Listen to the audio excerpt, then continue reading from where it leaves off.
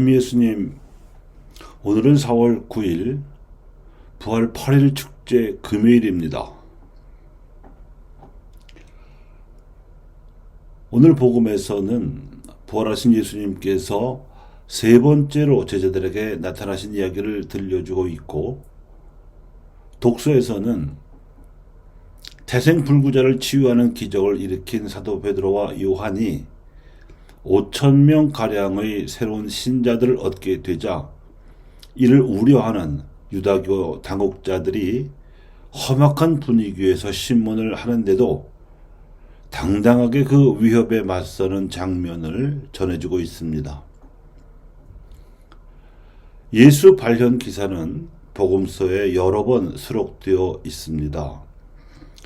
특히 엠마오로 가다가 예수님을 만나 배운 두 제자는 12제자단에 속하지 않던 이들이었는데, 이들의 발현 목격담을 듣고도 스승의 부활을 믿지 않고 있던 11제자에게 예수님께서 처음으로 나타나셔서 그들의 불신과 완고한 마음을 꾸짖으셨습니다.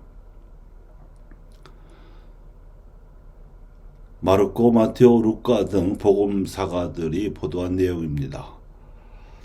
그런데 요한은 이 공고한 복음사가들이 보도하지 않은 발현 기사를 더 알려주었습니다. 위의 11제자 속에 토마스는 빠져 있었고, 그래서 토마스는 스승께서 부활하셨다는 소식을 믿지 않았으며, 그래서 토마스가 동료들과 함께 있을 때에 예수님께서는 두 번째로 다시 나타나셨다는 것입니다. 그러니까 오늘 독서에서 들으신 것처럼 베드로를 비롯한 사도들이 제자 시절의 유치함과 불신 그리고 몰 이해를 졸업하고 사도라는 명칭에 걸맞게 담대한 믿음과 굳센 용기로 복음을 선포하면서 유대교 당국의 박해에도 당당하게 맞설 수 있게 되기까지는 오늘 복음 상황을 포함하여 모두 3번의 발현 체험이 있었음을 알 수 있습니다. 앞선 2번의 발현이 예루살렘에서 일어난 것과 달리 오늘 복음의 3번째 발현은 갈릴레아 호수에서 일어났는데, 이 2번에 걸친 발현 체험에도 불구하고 제자들은 믿음을 회복하지 않은 채 본래의 생업인 업으로 돌아가 있었다는 뜻이 됩니다. 당시 부활을 믿지 않는 제자들의 불신과 완고함을 꾸짖으신 바 있었던 예수님으로서는 참으로 답답한 노릇이 아닐 수 없었을 것 같습니다. 그래서인지 예수님께서 이 3번째 발현에서는 초강수를 두셨습니다. 2번째 발현에서 십자가에서 찔린 상처를 지닌 당신 몸까지 보여주셨는데도 믿지 않으니까 이번에는 당신의 능력을 보여주신 것입니다. 그 능력이란 밤새 물고기를 잡느라고 애를 썼어도 허탕친 그 어부 출신 제자들에게 어부 차림으로 나타나셔서는 그물이 찢어질 만큼 배에 가득 차도록 물고기를 잡게 하신 기적을 일으키신 것이었습니다. 이 풍어의 기적은 당신이 이미 돌아가시기 전에도 치유와 구마 등의 형태로 여러 번 발휘하신 바 있었던 신적인 능력을 상기시켰으면 물론이고, 앞으로 당신을 믿게 될 사도들 안에 현존하셔서 일으키실 선교 활동에 있어서도 풍요롭게 발휘될 것으로 예상되는 성령의 능력까지를 예상하게 하는 기적이었습니다. 풍어의 기적이 선교적으로도 나타날 것임을 암시해주는 표징이 잡힌 물고기의 숫자입니다.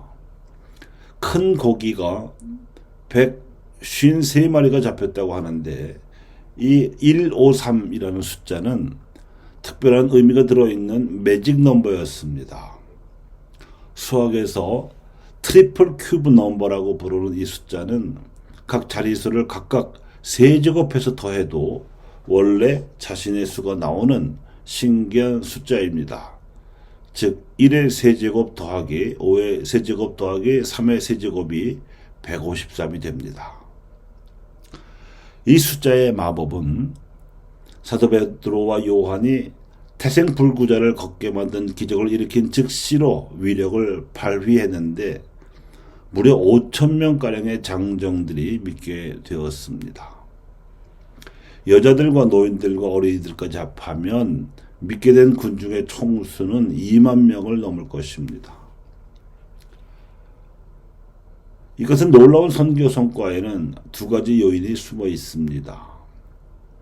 하나는 예수님께서 집 짓는 이들이 내버린 돌처럼 버려짐을 각오하고 십자가를 짊어지셨기 때문에 하느님께서 그분을 부활시키신 것이라는 사실과, 다른 하나는 제자들 역시 빈 무덤의 충격으로 믿음을 잃어버리고 두 번에 걸친 발현 체험에도 불구하고 다시 회복되지 못했던 데다가, 그래서 또다시 세 번째로 나타나신 예수님께서 밤새 허탕친 제자들에게 풍어 기적을 보여주심으로써 사도로 변화시키셨다는 사실입니다.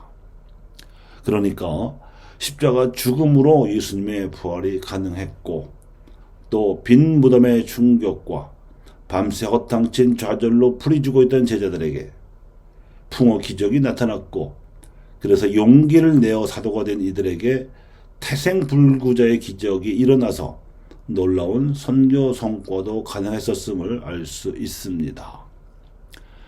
바닥을 쳐야 도약할 수 있듯이 집 짓는 이들이 내버린 돌을 하나님께서는 모퉁이의 머릿돌로 쓰신 경우를 할 것입니다.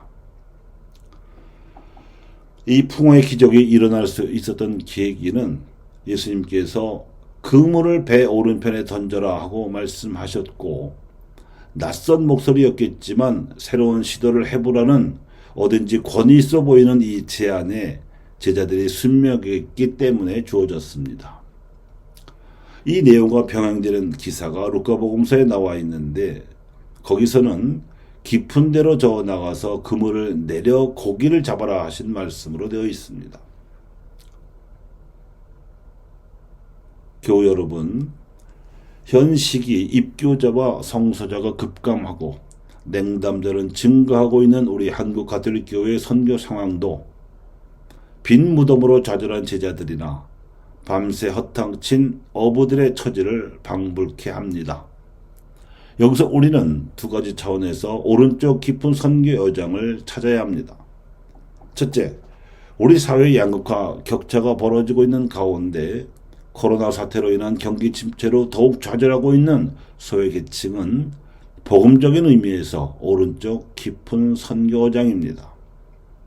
둘째, 종교적 유목민처럼 신앙을 잃어버리고 정신적으로 방황하는 자발적 무신론자들이 늘어나는 가운데 우리 민족의 역사적 뿌리를 찾아 한국인의 정체성을 회복하려는 이들 역시 역사적인 의미에서 깊은 선교 어장입니다.